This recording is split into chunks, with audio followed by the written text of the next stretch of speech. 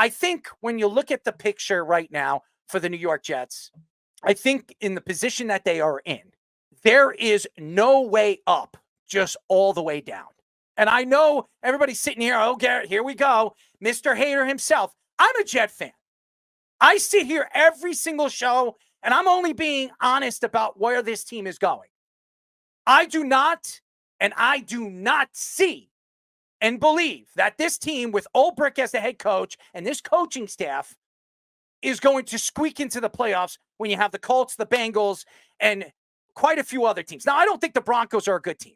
I don't, even though they beat the Jets 10-9. I'm sorry. It was horrible. And Greg the Leg is still part of this team. I don't know what the Jets are thinking right now, but Greg Zuerlein is still a part of this roster. I have no idea what they're thinking right now. But guess what? That's the coaching staff. That's the way the coaches believe that this team and this organization is going to play, and they're going to play it with Greg the Leg. I don't know what Davante Adams is anymore. As a matter of fact, if you look at Davante Adams' numbers since he's come to the Jets and he's played in 3 games, he doesn't even have 100 yards. Just think about that.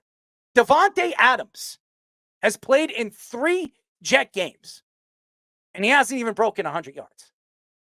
What does that tell you guys? It tells you that Davante Adams is slow. He's not the same player he once was. Okay? He's just not. And again, that doesn't mean Davante Adams isn't an elite player. I still think he could be a top 10 wide receiver. Going into the season, I thought he was a top 7, top 6. I did. But I don't know. Ever since he's come to this Jet team, you would think that him and Aaron Rodgers would have chemistry. They don't have any chemistry as much as we thought they were going to. And I've said it. Davante Adams is playing the best against the best corner on each team. Every single game, he's played against the best corner. That gives an opportunity for Garrett Wilson to open up the field and make plays in the open field, as we've seen in the last 3 weeks. If you look at Garrett Wilson's numbers in the last 3 weeks, these are the best 3 weeks we've seen Garrett Wilson have with Aaron Rodgers since Aaron Rodgers has come to the team. That's not saying much because Garrett Wilson has never really played with Aaron Rodgers until this year. But nevertheless, you look at this team right now, and Aaron Rodgers could say whatever he wants to say on the Pat McAfee show. So could Davante Adams and Kay Adams show. And by the way, Davante Adams is signing autographs in New Jersey this coming weekend. So congratulations to all the Davante Adams lovers. I am not going to check out Davante Adams because I don't want to put any jinx on him. But what I do believe right now with this New York Jet team is I think the schedule works in their favor. There's no question that it does. They play Miami twice. Miami's not a good team. They're not a good roster. Their defense is really obsolete from what they were last year. They lost a lot of players in the offseason. Tua Tagovailoa is protecting himself, and the offensive line is a shell of what it was last year. But if you look at the way this schedule is set up, it favors the New York Jets to win every single game. There's no way in hell this team is winning every single game. The fact that they beat the Texans last week was the only reason why, because they lost Stephon Diggs the week before. They lost Nico Collins the week before that. Both players, their 2 top wide receivers are out. And that's why they won that game. Yes, Garrett Wilson made some unbelievable grabs. He looked fantastic. The offense at some points of the game looked fantastic, and at some points of the game looked horrible. They cannot be consistent. This running game is never consistent. You'll have a game that Breece Hall breaks away for 60 yards or 40 yards, and then all of a sudden, he can't even run a 10-yard route. I mean, seriously, Garrett Wilson, he's looked good. But now teams are realizing that Garrett Wilson is the number 1 guy. So what do you think they're going to do? They're going to put the best corner on Garrett Wilson, and they're going to make Davante Adams beat them. Now, Davante Adams is not the 28, 27-year-old wide receiver that we saw with the Green Bay Packers at the top of his game. Davante Adams is 31, going to be 32 years old. He's at the tail end of his career. That doesn't mean that he can't make plays. That doesn't mean he can't be a great number 2. But for anybody to sit here, any Jet fan to sit here, and I don't trust the Broncos. As a matter of fact, it's not the Broncos that scare me. The Colts scare me because of Joe Flacco. The Bengals scare me because of Joe Burrow. Aaron Rodgers doesn't scare me right now. And anybody that believes that he does is blind.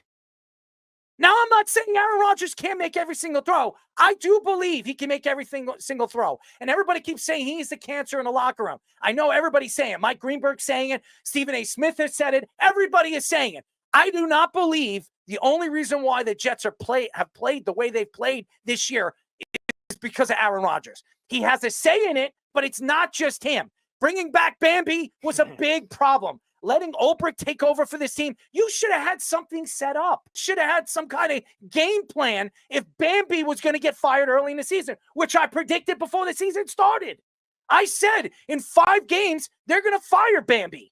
I said it. Listen to the show. Go back. I said it. Saleh was not the guy. He was worse than Adam Gase. I would have rather Adam Gase than Robert Bambi Saleh. But the fact is right now, this organization is going to ride and die with Jeff Ulbrich. And they're going to die because I don't think Ulbrich knows what he's doing. He can stick his pen under the hat. He can stick his finger up his ass. He's kissing Aaron Rodgers' ass just as much as Woody is playing with Aaron Rodgers' Woody. There's a fact right now of where this team is going. It is Aaron Rodgers' team. There's no question that it is. But it's not because of Aaron Rodgers. It's players not making plays. It's the defense in certain parts of the game. They can't stop teams on third downs. You see it 3rd and 11. How do you give a team 15 yards? When it's 3rd and 8, how do you give a team 10 yards? You're supposed to be a dominant defense. You're supposed to be one of the elite defenses in the NFL. How do you go out there and look so bad in the red zone? You were the number 1 red zone team in the NFL last year. That's why you were so good. Do you know where the Jets are ranked right now? It's horrible. And you can't sit here. I don't want to hear it from Davante Adams. Davante, you've been here for 3 games. 3 games. We're listening to you. Aaron Rodgers, you've played how many games as a New York Jet? What is it? 9? You've played 9 games. Actually, 8.5. If you're going to sit here and tell me that my team is going to be spoken about by 2 players that have been here for not even a half a season yet, because both of these guys together have not been here for a half a season, I'm not going to take their word for it. I do know this. Quincy Williams has not been the player that he was last year. Quincy Williams was an all-pro player. Quentin Williams, who I thought was going to be explosive this year, adding some of the pieces that they added to that defensive line, he has not been the player that we thought he was going to be. Remember, 2 years ago, he got that big contract, and Jet fans were so excited, so happy. Quentin Williams is not producing for what the Jets are paying him. This guy is one of the biggest and most expensive defensive linemen in all of football. Look at Dexter Lawrence. Look what he's doing. Dexter Lawrence is by far the best defensive lineman in the league right now, and he's getting paid for it. Quentin Williams, ever since he's gotten the money, he's not been that player. It reminds me of Muhammad Wilkerson. Now, Muhammad got hurt with his injuries, but that's what he is. He is a lonesome dove right now for the New York Jets. And I understand why everybody's sitting here and trying to figure out if they were going to move Hassan Reddick. They were never moving Hassan Reddick because the Jets, still in their little pea brain, believe that they're going to make this run, that they're going to win 8 games in a row and squeak into the playoffs. I just don't see it, guys. I don't. I want to believe it. I want to be behind them. I'm a Jet fan, but I'm just not going to believe this. And again, right here, if Greg Zuerlein is still a part of this team right now, and you trust that this guy is going to be your kicker moving forward, it just shows you the incompetence of this organization in this team. Yeah, I think you bring up a great point too, like in the aspect of what Davante said, and you look at the teams based upon what it is, but then also you look at it from the point of view, it's just not one person that's making this team have the record that they have. It takes everybody. And I think when you look at it from, and there may be some validity because we're not in the clubhouse. We don't see what they see, and maybe there's adjustments that they're making. And Davante's obviously done it. So I think there's some solace to what he's saying. Do I see it happening? I think there's going to be some tough matchups. I mean, crazier things have been done, but I think when they just put it on one person saying, Rodgers, can he make the throw? Can he do this? I still think he can. and he's proven it. I mean, not consistently, but there have been times where he's been able to do it. So I think there's something to be said about what he said because obviously he's gone through it and maybe he sees something that is very comparable to what they went through in 16. So I think, there may be something to it. You know what? Make us eat his words. I mean, I know Errol will like it. So I mean, if it does happen, but I don't foresee it happen. If they get to the Bills in Buffalo, I mean, that's it's going to be tough. I mean, their schedule is not the hardest, but there's going to be some battles. So it'll be interesting. And like I said, there may be something to it just because he's been through it. I don't know if it'll come to fruition, but hey, if he's got confidence, that shows that he believes in the team. And I mean, yeah, the guys talking.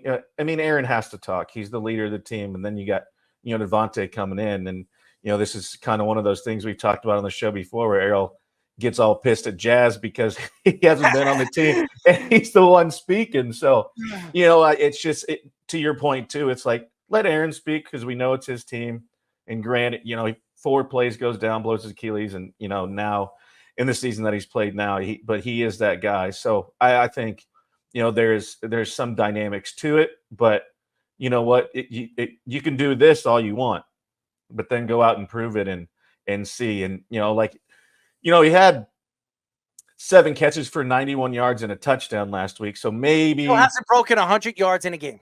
Yeah, but maybe he's getting more confidence.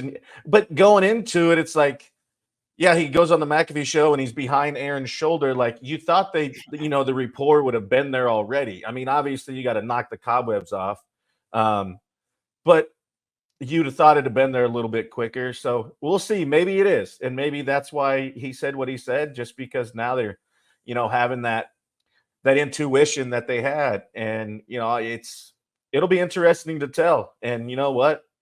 Take it one pass at a time, one game at a time, and hopefully he can say I told you so, and we got something to not talk you off the ledge about. Yeah, not to talk you off the ledge.